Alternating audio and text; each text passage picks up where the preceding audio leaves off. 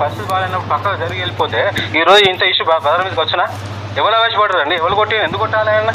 కొట్టుడు ఎందుకు? ఈ ఇష్యూ భద్రమ తీసుకొని ఇచ్చి తీసుకోండి. ఎంత 100 సార్లు చెప్పిన మీ మిస్సెస్ మంచి మీడియాలో ఇప్పుడు ఎదుగుతుంది, ఆమెను ఆగం చేయకండి అని. ఇప్పుడు నా కాల్ రికార్డు కూడా ఉన్నది, మొన్న మాట్లాడింది. అలా కూడా మీ విషయాన్ని 10 సార్లు చెప్పినా నేను. ఆమెకు నీ పిల్లలు చెప్తున్నాండి, ముఖం మీదనే చెప్తున్నా, మీతోనే చెప్తున్నా. నాకు అవసరం కూడా లేదు. నా బిడ్డ నేను కూల్ చేసుకుని పెంచుకుంటా. బజార్ లో పడి రేపు పొద్దున్న 10 మందిలో ఈ మధ్య గురించి తెలిసిందంటే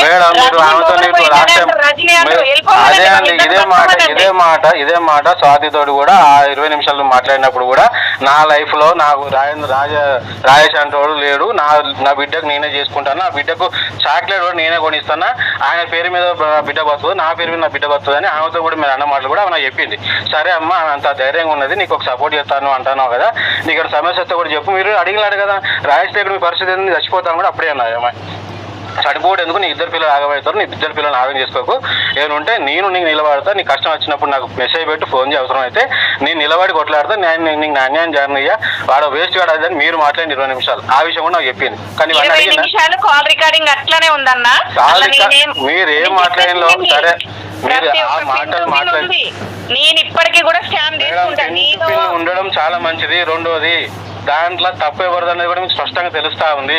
దాన్ని బట్టి మీరు మాట్లాడు. మీరు ఇంతమంది ఆడవాళ్ళ గురించి మాట్లాడి, ఇంతమంది సమాజం గురించి మాట్లాడి మీరు కూడా అవగాహన ఉన్నది. ఆ పిల్ల ఇంటరో 10th చదివే అమ్మాయి రేపొద్దున ఇలాంటి గొడవలు ఉంటే పీస్తే ఆ పిల్ల రేపొద్దున్న ఏమన్నా చూస్తున్నప్పుడు నేను ఒక మాటనండి, ఆ అమ్మాయి అయితే మెంటల్ గా చాలా డిస్టర్బ్ అయి ఉన్నది. నాకు వాయిస్ మెసేజ్ పెట్టి సస్తాను పెడతానే, ఇంకోసారి సస్తానే ముచ్చట నాకు మెసేజ్ పెట్టకమ్మా, నీ జీవితం నీ ఇష్టం, నీ ఏదో పిల్లల గురించి బతుకొని 100 సార్లు చెప్తున్నామ్మా అని ఇంతకుముందు కూడా వాయిస్ మెసేజ్ పెట్టినా. ఇప్పటికీ అదే మాట మీద ఏడుస్తా వాయిస్ మెసేజ్ పెట్టింది. నాకు ఇంకొకసారి మీ ఇద్దరు చేయకుండా అమ్మా, మీరు రాసి కూడా చెప్పిన నువ్వే మాట్లాడు ఆమెతోటి, నాకు సంబంధం లేదు, నేను చెప్పాక చెప్పినా మీరు వింటలేరు, మీ కర్మ మీరు అనుభవించని చెప్పిన నేను. ఎందుకంటే ఇప్పటికీ మెంటల్ గా డిస్టర్బ్ అయ్యింది, ఆల్రెడీ సస్తాన డిసిషన్ మీద ఉన్నది. అది అప్పుడు ఎప్పుడు వచ్చినా కూడా ఆ సమస్యలు అనేది రాయేసి ఎదుర్కొంటారు. నేనేమున్నది మధ్యలో మంచి మాట చెప్పిన 10 మందికి మీ ముందుకు వచ్చి ఏం జరిగిందని షో అక్కడ చెప్పగలుగుతా, నా దగ్గరనే ఆడ పెట్టగలుగుతా. నేను దీంట్లో ఎవరిని ఆపించలేదు, ఎవరిని ప్రోత్సహించలేదు. అర్థమైందా? వీళ్ళు పెళ్లి చేసుకోవడం అచ్చమైన తప్పు. ఫస్ట్ ఆమె ఎంబడి పోయి అచ్చమైన తప్పు. 1 year ఆమెతో మాట్లాడి చేసి వద్దంటే చేసుకొని పెళ్ళైన 1 year తర్వాత కూడా వద్దన్న కూడా విడిచిపెట్టకుండా మీకు అటు ప్రామిస్ చేసుకుంటూ ఇటు ఏమో మభ్య పెట్టుకుంటూ ఎవరు ఆడినండి ఈ నాటకాలని? కాదండి, ఇప్పుడు నాకు ఫోన్ వచ్చే బదులు ఆమె వద్దంటే ఆయన మీకు ఇప్పుడు ఫోన్ చేసుకున్నాడు, ఆమె ఇప్పుడు ఫోన్ చేసుకున్నాడు. ఆయన మా ఇంటికి వస్తాడు, నేను వద్దంటున్నా నేను చెప్పేది ఒకసారి రజనీ గారు ఒక మాట చెప్పాను. ఇప్పుడు నేను ఇట్లా అన్నా చెప్పి ఆయన మీకు ఫోన్ చెప్పుకున్నాడు, మరి ఇలాంటి బాధ వస్తుందని చెప్పినా అని చెప్పి ఎందుకు చెప్పలేదు ఆయన? ఇలాంటి ప్రాబ్లం వస్తే వదిలేను సార్ ఎన్నోసారి చెప్పినారు, ఆ మాట ఎందుకు చెప్పాలి మీకు? నేను ఆల్రెడీ అడిగిన కదా, ఇప్పుడు ఆమెను అడుగుతున్నా, ఈమెను ఇద్దరిని అడుగుతున్నా. మీకిద్దరు మంచిగా కలిసి మంచిగా బండి రోజులు మంచిగానే ఉన్నారు. ఇవాళ రోజున రోడ్డు ఎక్కే టైంకి ఎంతమంది జీవితాలు నాశనం చేద్దాం అనుకుంటున్నారు. ఇవాళ నేను వస్తే నా బిడ్డ పరిస్థితి ఏంటి? నా బిడ్డకి మా అబ్బాయికి సమాధానం ఎవరు చెప్పాలి? ఆమె చేస్తా అంటే నేను కష్టపడి నేను పని చేసుకొని ఒకరితో మాట అనకుండా ఒకటి తలంచకుండా ఆమె కూడా 4 నెలలు పని చేసుకుంటూ వస్తాం, కానీ మీ సార్ ఏం రూపాయలు తీసుకొచ్చి పెడతలేడా? మీ సార్ ఏం ఖర్చులకు ఇస్తలేడు. ఆమె ఇళ్ళలో పని చేసుకుంటూ ఇంకొక మనిషి దగ్గర ముసలామె దగ్గర పడుకుంటూ ఉంటుంది. ఈయన పెళ్లి చేసుకున్నందుకు ఆ బాండింగ్ అన్ని రోజులు నడిచినందుకు ఇప్పుడు జరిగిన అన్యాయం అని చెప్పేసి ఇప్పుడు బాధపడుతుంది. నేను ఎప్పుడు చెప్పిన అన్యాయం ఎప్పుడో జరుగుతుందమ్మా, నీకు ఈ అన్యాయం ముందుకు వస్తుంది, అప్పుడు చాలా ఇబ్బంది పడుతుంది 100 సార్లు చెప్పిన. ఇప్పుడు మెంటల్ గా మస్తు స్ట్రెస్ తీసుకొని ఆమె ఫిక్స్ అయినాడు మాట్లాడుతాను. నాకు ఆ విషయం మెసేజ్ పెడుతుంటే వింటా అంటే నాకే జల్లు అంటాను ప్రాణం. ఏమన్నా చేసుకుంటే ఎంతమంది బజార్ మీదకి వచ్చి నిలబడాలి, ఎంతమందిని కోచింగ్ చేస్తారు, ఎంతమందికి ఆన్సర్ చెప్పాలి. నేను మధ్యలో జస్ట్ 4 రోజుల నుంచి మాట్లాడి నేను టెన్షన్ పడుతున్నా, మరి మీ ఆయనకు చేసినోడు మీ ఆయనకు టెన్షన్ లేదమ్మా? ఎంత ఆమె చేస్తే జైలు పోతాడు, ఉంటే ఉంటాడు, పిక్తాడు. ఎవరు చేసిన ఎవరితో సంబంధం లేదు, ఎవరి కర్మ. నేను అదే చెప్తున్నా, నేను కాపాడే వరకు బయటికి రాకుండా కడుపులో పెట్టుకొని కన్న తల్లి కంటే ఎక్కువ కాపాడుకున్నా. దానికి మించి ఇంకేదైనా జరుగుతుంది ఎక్స్ట్రీమ్ అయితే నేను అదే చెప్పిన అమ్మ అంత సైలెంట్ ఉన్నప్పుడు ఓడగొట్టుకున్నామని ఈయనకైతే 100 సార్లు చెప్పిన. ఈయన ఫోన్ చేసినప్పుడల్లా ఏమంటాంది అంటాడు కానీ మరి గిరిగాకి ఇట్లా చెప్పు, గిరిగాకి చేద్దాం, ఇట్లా ఆగమను, ఇది వద్దు, ఇట్లా వద్దు, ఈ వ్యవస్థ ఇట్లా వద్దు, ఒక్క మాట చెప్పలు ఇప్పుడు దాకా. ఇప్పుడు కూడా ఇంతకుముందు అడిగినా ఏమనంటే ఏమంటాను చెప్పానండి. ఆమె ఏం లేదు, వాళ్ళ భర్తకు ఎవరైతే ఉన్నారో వాళ్ళ భర్తను ఇచ్చిపెట్టి ఉన్నందుకు వాళ్ళ పిల్లలకు వాళ్ళ భర్త ల్యాండ్ అప్పుడు ఇష్యూ రాసిచ్చిండ్రు. ఈ ఇష్యూ వాళ్ళ ఇంటి దాకా పోయింది. పోయేసరికి వాళ్ళు రేగొండ స్టేషన్ లో చెప్పి పెట్టిందని చెప్పేసి వాళ్ళు పోయి అక్కడ పెద్ద మనుషులు మాట్లాడుకొని ఈమె రాసిచ్చిన వాళ్ళ పిల్లలు రాసిన ల్యాండ్ పేపర్లు వాళ్ళకి అప్పచెప్పి వాళ్ళ పిల్లలు కూడా ఈమె దగ్గర ఉండకుండా వాళ్ళ హాస్టల్ వేస్తామని చెప్పి హ్యాండ్ ఓవర్ చేసుకునేసరికి ఇన్ని రోజులు మేము కాపాడుకుని పెంచుకున్న పిల్లలు నాకు లేకుండా చేసిండి ఈయన వల్ల నాకు ఇష్యూ అని చెప్పి నేను ఇంకా నా లైఫ్ లో ఏదైతే కోల్పోద్దు అనుకున్నా అది కోల్పోయాను నా పిల్లల దగ్గర. నేను బతికిన వేస్ట్ నేను చస్తా ఖచ్చితంగా, ఏ టైం కానీ రావచ్చు, నేను ఏ రోజైనా రావచ్చు, ఇది మాత్రం ఫిక్స్ అయినా అని ఒక మెసేజ్ పెడతాను. దానికి నేను ఏం సామని చెప్పాలి? మీరేం చెప్పకండి, పోనీయండి, పోతే చెప్పిన అమ్మ చావు అనేది ముచ్చట రానేవద్దు, చావడం ముచ్చట రావద్దు చేసినోడు నాకున్నా ఒకటే పీకినా ఒకటే జైలు పోనీయండి, చావమనండి.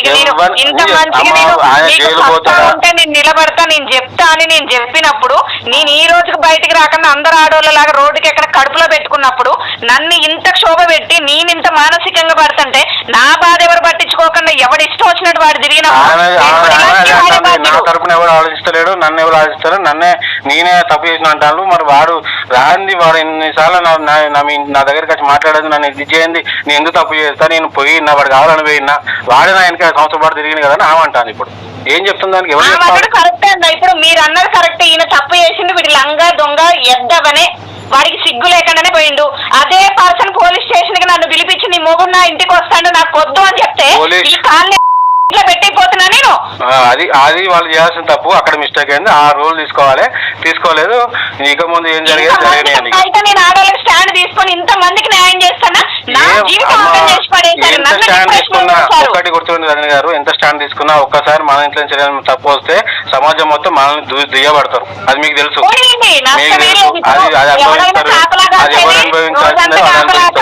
ఇగో అన్న ఒక్కటన్నా 2 వర్షన్స్ ఉంటాయి. నన్ను మంచి తీసుకుంటారా చెడు తీసుకుంటారా వరంగల్ వాళ్ళకి నేను తెలుసు. తెలవనప్పుడు నన్ను తప్పు అనుకుంటారా? నేను ఎవరితో నేను లంగా దొంగని కాదు. నేను క్యారెక్టర్ గురించి విషయంలో మాట్లాడట్లేదు. నేను ఈ ఒకటి మాత్రం చెప్తున్నా, కోపంలో ఈ మరుస్తానని మీరు అనుకుంటారు తప్పలేదు కానీ చెప్పానండి. నేను మొన్న కూడా మీకు అదే చెప్పాను. నేను మొన్న కూడా మీరు ఫోన్ చేసి మాట్లాడినప్పుడు చెప్పాను, నేను వద్దని చెప్పినా కూడా ఈయన ఇది చేసిండు, నేను ఇప్పటికి మాట్లాడగలుగుతున్నా, ఆగండి, వెయిట్ చేయండి, పరిస్థితిని బట్టి మాట్లాడమని చెప్పిన. ఈయన ప్రవర్తనే ఇక్కడ తీసుకొచ్చింది. అది అందరూ అనుభవించుకుంటారు. అది ఎవరెవరి సంబంధంలో అందరూ అనుభవించుతారు. అది తప్పదిగా. వాళ్ళు చేసిన మిస్టేక్, వీడు పోవడం తప్పు, ఎంత తప్పు.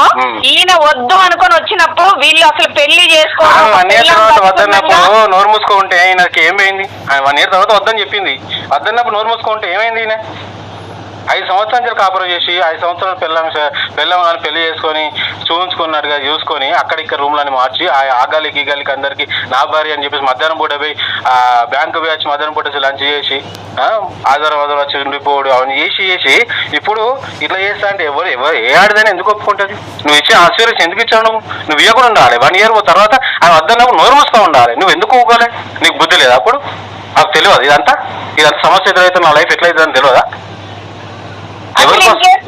వస్తే ఏం చేస్తాను ఆలోచన ఇద్దరు ఎవరికి లేదు అసలు. నాకు అది చాలా షాక్ ఉన్నది. నేను చెప్తున్నాను మేడం, మీ ఎవరు ఇష్టమైంది వాళ్ళు చేసుకునేయండి, నేనైతే మధ్యలో రాను. చెప్పేవారికి చెప్పి నాకు కాస్ట్ వచ్చింది. ఈ రోజు నేను ఆమె గురించి మాట్లాడినప్పుడు నువ్వు ఆమెకు సపోర్ట్ అంటాడు, నేను ఈయన గురించి ఆమెతో మాట్లాడితే నువ్వు ఆయనకు సపోర్ట్ ఆమంటాను. ఇద్దరికి సపోర్ట్ అసలు నాకేందండి?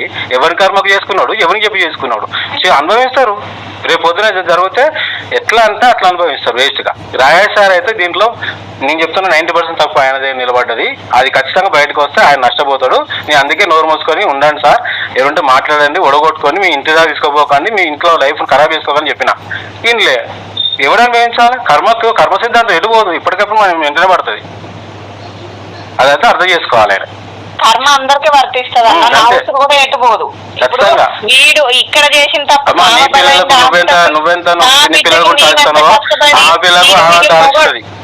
మీ మొగోడు నిలబడి ఇల్లు కట్టించిండో లేదో నాకు తెలియదు, కానీ ఆయన ఎంత చేసిండో నేను అంతకంటే ఎక్కువ స్టాండ్ తీసుకొని నా బిడ్డ కోసం నేను చేసుకున్నా. ఎవరు మాట్లాడేదని అనకండి. చేసుకోండి, ఎవడి లైఫ్ కు వాడు చేసుకుంటే, ఎవడ కడుపు తింటానికి వాడు బతుకుతాడు. కానీ ఒక ఎథిక్స్ నీట్ అనేది ఒకటి ఉండాలి. అవతల పిల్లం పిల్లలు ఉన్నోని చేసుకోవడం దానికి ఎంత సిగ్గులేదు. ఈ లంగా ఎదవకి నా ఇంట్లో పిల్లం కష్టపడి 10 మంది వద్దని ముఖం చెప్తుంటే కూడా వచ్చి ఉన్నాడు. ఆయన అడగమ్మా, నువ్వు ఎన్నిసార్లు చెప్పిందంట. నేను ఇదేం చెప్తున్నా, వీడికి సిగ్గు లేకనే నన్ను మోసం చేసి మాట్లాడని చెప్పేసి నీకు ఫోన్ చేసుకున్నాడు. మరి ఇదే మాట మరి అంతకుముందు నుంచి ఎందుకు మాట్లాడలేదు మీతోటి మరి ఇన్ని రోజులు? నేను అదే చెప్తున్నా కదన్నా, మీరు ఇవాళ నాకు మొత్తం ఓపెన్ అయింది కాబట్టి నేను ఏం చేయాలో చేస్తాను కాబట్టి నాకు ఇవాళ ఫోన్ వచ్చింది. ఇదే పర్సన్ ఇతను కానీ వాళ్ళు కానీ వీడు పోవడం ఎంత తప్పో వాడిని రానియడం వాళ్ళది అంతే తప్పు. నాకు ఒక్క ఫోన్ మట్టవాడ పోలీస్ స్టేషన్ పక్కనే ఉంటది, ఒక్క ఫోన్ వేస్తే బొక్కలు ఎరగిపించి కాళ్ళు కొంపలో పెట్టేదాన్ని. ఇన్ని రోజుల తర్వాత వాళ్ళ పచ్చ దాకా వచ్చిన తర్వాత నేను చేస్తాను అంటే ఇప్పుడు వీడు పోతాడా అది పోతాడా? నేను చెప్పేదేనండి, ఎవరి జీవితం వాళ్ళు చేసుకోండి. వీళ్ళని ఎవరితో సంబంధం లేదు, ఎవరికి మధ్యలో రావాల్సిన అవసరం లేదు. ఒక మంచి మాట చెప్పబోయినా ఇంటలేరు, కర్మ అనుభవిస్తారు అంతే. దీనికి ఎవరితో సంబంధం అనేది ఒకటి ఉంటదన్నా, నా ఉసురు కూడా ఉంటది. వీళ్ళు పోతాడా, జైలు పోతాడా, అది బతుకుతాడా, చస్తాడా, నేను చేస్తానా అన్ని బయటకు వస్తాయి. ఎవరు ఏందన్నది మొత్తం తెలుస్తుంది. ఎవరి జీవితంలో న్యాయం వైపు నిలబడే గలం గంగా ప్రవాహం. For latest updates subscribe to Zee news. ఇది ప్రజా వేదిక.